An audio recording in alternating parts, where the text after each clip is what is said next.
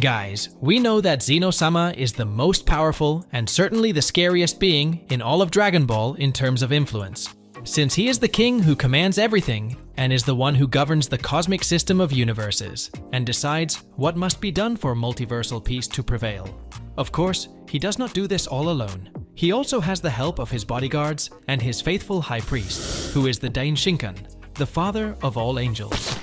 Well, we know that Zeno-sama is an extremely powerful being, but this is not something that is said out of thin air, as he has already shown himself to be extremely powerful when he eliminated an entire timeline in just the blink of an eye. It is said by the characters that Zeno-sama is capable of eliminating all universes in the blink of an eye if he wants to. Guys, if you're enjoying the video, leave a like and help the channel grow even more. Let's help the channel. And now let's go back to the video. He is an extremely delicate character to deal with, since despite being very powerful, he has the thoughts of a child. But despite everything, he manages to be wise in most cases. But since Zeno-sama is an extremely powerful being, as everyone says, would he be able to learn all the characters' techniques? Could he learn transformations? Who knows? Maybe even an ultra instinct, or even an ultra ego, right? Well, it's quite complicated to talk about this, since it is not explicitly stated in the work that he could do absolutely everything in the most literal sense of the word, as he did not demonstrate this at any point in the work. Although Zeno-sama is very powerful, he is not omnipotent. He himself appears not to know certain things, and he is often helped by his high priest, Daishinkan, who always guides him to make the most correct decisions.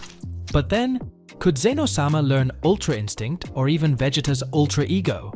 Look, possibly yes and possibly no, since Zeno-sama only demonstrated one ability, which is to eliminate things in the blink of an eye. He showed absolutely nothing beyond that.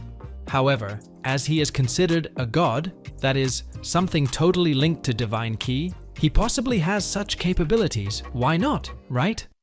Despite this, it is quite difficult to decipher whether he would be capable. As I said previously, we have only seen that he can do one thing: annihilate things. It was never said or stated in the work that Zeno-sama could do other things, but on the other hand, it was never said that he couldn't do it. After all, he is the supreme god of everything, isn't he? It would be disappointing if Zeno-sama only possessed one skill. In any case, it would be very interesting to see Zeno-sama acquiring Ultra Instinct and Ultra Ego. He would certainly become even more powerful, as these techniques derive from divinity. That is, it would be perfect for Zeno-sama to obtain these powers. Well, you must know for sure that Zeno-sama has the ability to erase things. It's no wonder he is so feared, as he is the only being who has such an ability, of course. If we exclude Super Shenron, who you can have the ability to fulfill any desires, be it universes, people, physical, and even non-physical things, Zeno-sama has the ability to erase all of them. Simply scary, isn't it? Well guys, the current Trunks we have is quite different from his future version, as the times between future Trunks and present Trunks are quite different. Both are quite different in personality, but what differentiates the two most is that present Trunks never held onto a sword, which was something that happened to future Trunks. To this day, we don't know why future Trunks became attached to a sword, but an interesting line Trunks says in his own film is that this sword would be the key to defeating the androids. However, as we saw, it didn't give much results, did it? You can tell that Trunks has an emotional attachment to this sword, so much so that he fights more wielding one than actually using his hands. Now, when we talk about Trunks in the present, he has always been someone who preferred to engage in hand-to-hand combat without using any specific sword.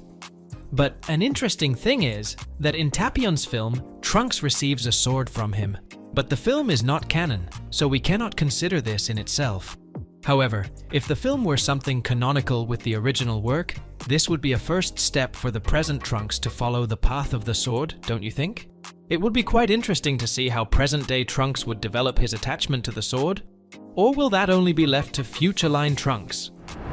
Well, it's something quite difficult to say.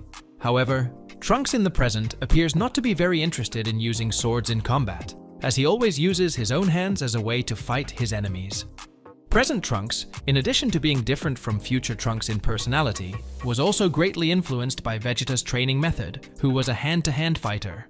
So yes, indeed, it is quite unlikely that the present Trunks uses a sword as well as the future version of him. Still, we can't rule out the possibility that Trunks ends up developing an attachment to swords, since there's a first time for everything, right? So, maybe we can see Trunks developing his sword skills little by little. Well, what about you guys? What do you think? Do you think that present-day Trunks could end up developing an aptitude for swords in future sagas? Do you think he will follow the same path as his future version and become a swordsman warrior? Well, comment your opinions on this. Do you agree that present Trunks can use a sword? In any case, only the work will tell us directly, as we have never seen Trunks have an interest in this. Guys, Vegeta is an extremely intelligent warrior in battle, and also has great experience in all his fights. He always used his own hands in the fights. But have you ever stopped to think about why he doesn't use a sword? Well, Vegeta is a very proud warrior, and just because of that, we can come to a conclusion, right? He would never accept relying on a weapon. He always wants to fight his fights with his own hands and feel the pleasure of punching his opponents. An interesting phrase from Vegeta that really highlights his lack of interest in swords is that he asked future Trunks during the Black Saga why he still used the same sword he used during the Android Saga. And Trunks just replied that If got very attached to her. With this sentence from Vegeta, we can interpret that he was a bit uncomfortable seeing Trunks with a sword. Otherwise, he wouldn't have asked that, right? It's an interesting curiosity, as it reveals a little about Vegeta's thoughts about swords. In any case, Vegeta appears to have his own thoughts about swords. From what it appears, he finds them useless, as the idea of a Saiyan relying on a weapon is ridiculous, as Saiyans have never used any type of artifact to fight. They were a warrior race that predominated due to their enormous combat strength after all, right? To date, we have never seen any Saiyan use a sword other than Trunks, so using swords in the Saiyan's view may seem somewhat futile and useless in fights. Well, it would be quite interesting to see Vegeta, the Prince of the Saiyans, using a sword, wouldn't it? Saiyans have the ability to adapt to battles, so Vegeta could possibly end up using a sword incredibly well for his first time using it. Well, but for now, these are just theories. Vegeta has never used a sword in battle, and maybe he won't use it now, right? We've never seen his opinion on swords. So far, the only line he talks about is in Dragon Ball Super, in which he asks Trunks why he still uses a sword during fights.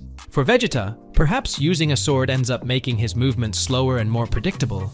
In addition, from Vegeta's point of view, he would most likely think that relying on a sword to fight is not something worthy of a Saiyan, much less a prince.